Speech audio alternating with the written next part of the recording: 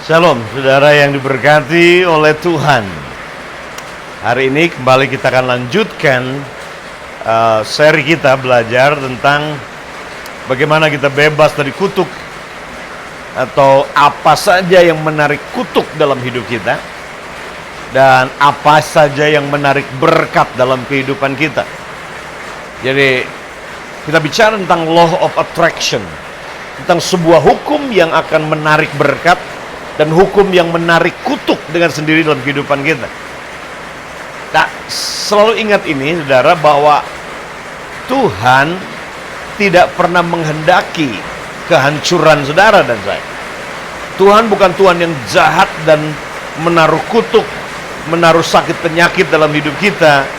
Atau Tuhan bukan Tuhan yang jahat sehingga dia menginginkan kebangkrutan saudara, atau penderitaan saudara, kekurangan kemiskinan saudara.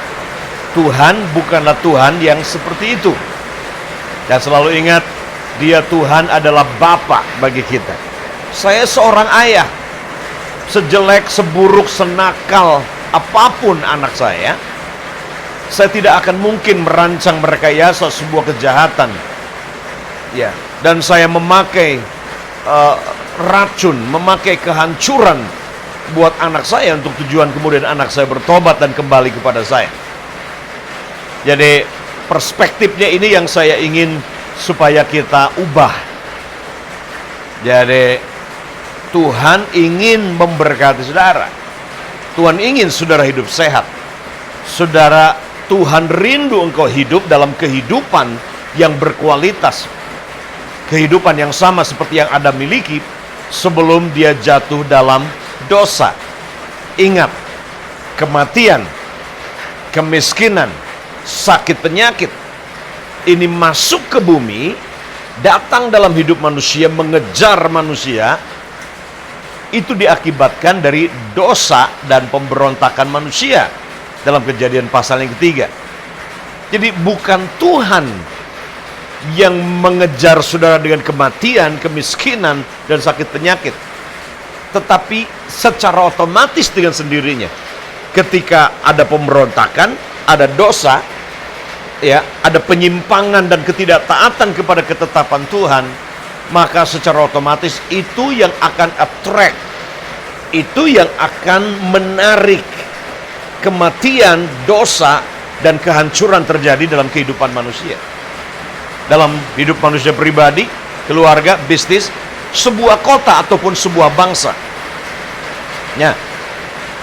Dalam pasalnya ke-28 kitab Ulangan, kita bicara tentang hukum yang menarik kutuk dalam kehidupan. Jadi kalau saudara ingin hidup dikejar oleh kutuk dan kehancuran, maka ini resepnya. Bagaimana hidup dikejar oleh kutuk? Ayatnya yang ke-15. Ayat yang ke-15 dikatakan demikian. Kutuk. Tetapi ingat, kata tetapi berarti sebuah jembatan kepada kata berikutnya. Tetapi jika engkau tidak mendengarkan suara Tuhan Allahmu, engkau tidak mendengarkan suara Tuhan Allahmu, engkau tidak mau mendengarkan suara Tuhan Allahmu. Ingat, akar kata dari taat itu adalah mendengar. Saudara tidak mungkin bisa taat kalau saudara tidak mendengarkan. Itu sebabnya berkali-kali dalam kitab Wahyu kita katakan, ditemukan di sana Tuhan Yesus, dia berkata kepada jemaat, 7 sidang jemaat di Asia, dalam kitab Wahyu pasal 2, pasal 3. Katakan, barang siapa bertelinga, hendaklah ia mendengarkan apa yang Roh katakan kepada jemaat. Siapa yang bertelinga, hendaklah mendengarkan apa yang Roh katakan kepada jemaat. Artinya, ada banyak orang yang bertelinga tapi tidak mendengarkan. Atau ada banyak orang yang punya telinga mendengar tapi tidak mendengarkan. Atau ada orang yang punya telinga, dia mendengarkan tapi bukan mendengarkan suara Tuhan, tapi mendengarkan suara-suara yang lain. Suara dunia, suara ketakutan, suara kebencian, suara kemarahan, suara dari kerajaan kegelapan, bukan suara Tuhan. Yang itu akan otomatis, itu akan attract, menarik masalah dalam hidup kita, menarik kutuk dan kehancuran dalam kehidupan kita. Lihat lagi. Tetapi jika engkau tidak mendengarkan suara Tuhan Allahmu dan tidak melakukan dengan setia segala perintah dan ketetapannya,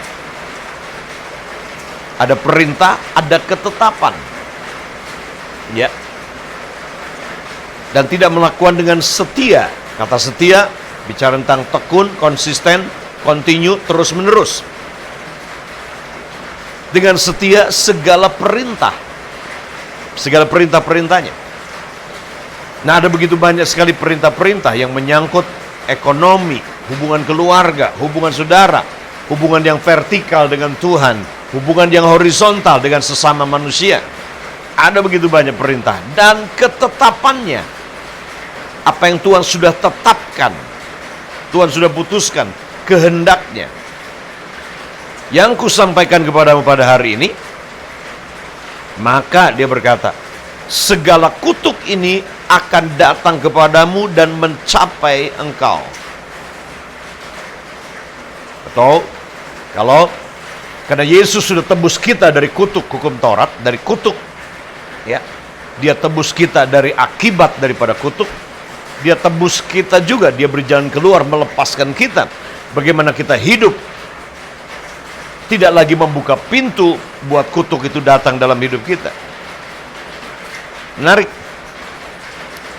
Law of attraction, hukum yang akan menarik kutuk dalam hidup kita, itu ada pada kata ini. Kita tidak mendengarkan suara Tuhan, kita tidak melakukan dengan setia segala ketetapan dan perintah-perintah Tuhan. Hidup dalam ketidaktaatan dan pemberontakan kepada kehendak Tuhan.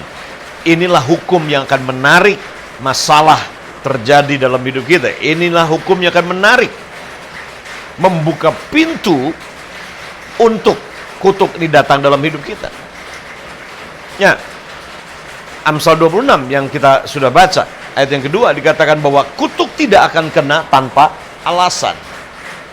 Artinya kita harus lebih berfokus menyingkirkan alasannya daripada kita menyalahkan, ya, atau bagaimana menanggulangi kutuknya. Itu penyebab. Beresi penyebabnya, maka akibatnya akan otomatis akan berbeda. Beresi inputnya, maka outputnya akan lain. Bersihkan meja dari gula, maka semut tidak akan mengejar dan berkerumun di meja saudara. Sama. Harusnya fokus hidup kita hari ini adalah fokus kepada mengasihi Tuhan, mentaati Tuhan, setia mendengarkan suara Tuhan setiap hari. Bukan mendengarkan khotbah, mendengarkan suara Tuhan setiap hari. Karena kekristenan intinya adalah hubungan. Nah, lihat ini. Dikatakan segala kutuk ini akan datang kepadamu jika engkau hidup dalam pemberontakan.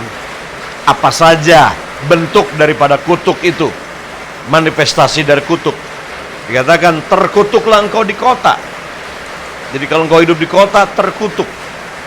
Artinya banyak persoalan-persoalan yang tiba-tiba terjadi. Terkutuklah engkau di kota, terkutuklah engkau di ladang. Manifestasi kutuk adalah kegagalan, kehancuran, kebinasaan, penderitaan yang tidak semestinya. Oke? Tidak semestinya. Terkutuklah engkau di kota, terkutuklah engkau di ladang. Terkutuklah bakulmu. Kalau saudara bakul, pedagang, bisnis, trading, bakulmu itu ada di bawah kutuk. Terkutuklah tempat adonanmu. Ya, ini produksi saudara, manufacture. Tempat adonan itu manufacturing. Kalau pabrik. Terkutuk bakulmu, tempat adonanmu. Terkutuklah buah kandunganmu, rahimmu. Ya, terkutuk. Terkutuklah hasil bumimu, anak lembu sapimu, dan kandungan kambing dombamu. Terkutuklah engkau pada waktu masuk, dan terkutuklah engkau pada waktu keluar. Nah, saudara bisa baca seluruh ayat-ayat ini. Ayat yang ke-20-nya, kita lanjutkan aja. Tuhan akan mendatangkan kutuk huru hara, kerusuhan, huru hara adalah bentuk dari kutuk itu. Dan penghajaran ke antaramu dalam segala usaha yang kau kerjakan. Bisnismu yang kau kerjakan itu nggak pernah berhasil, gagal. Sampai engkau punah dan binasa dengan segera karena jahat perbuatanmu. Karena jahat perbuatanmu. Sebab engkau telah meninggalkan aku. Wow. Jadi ini hukum attraction. Ketika saudara jahat, perbuatanmu jahat di mata Tuhan, dan engkau meninggalkan Tuhan, maka kau sudah menjauh dari Tuhan, maka saudara sedang mendekat kepada hantu. Menjauh dari Tuhan, saudara sedang mendekat kepada iblis dan kepada dunia ini. Kalau saudara perbuatanmu jahat, maka saudara sedang menjauh dari yang baik. Perbuatanmu jahat, saudara sedang mendekat kepada perkara-perkara yang jahat. Karena setan, dia adalah punya sifat yang jahat. Jadi semua ini datang tadi. Segala kutuk ini, kebinasaan ini, terkutuk keluar masukmu itu, gagal dalam semua yang kau kerjakan, itu oleh karena dikatakan jahat perbuatanmu, maka sebab engkau telah meninggalkan aku. Ini alasannya.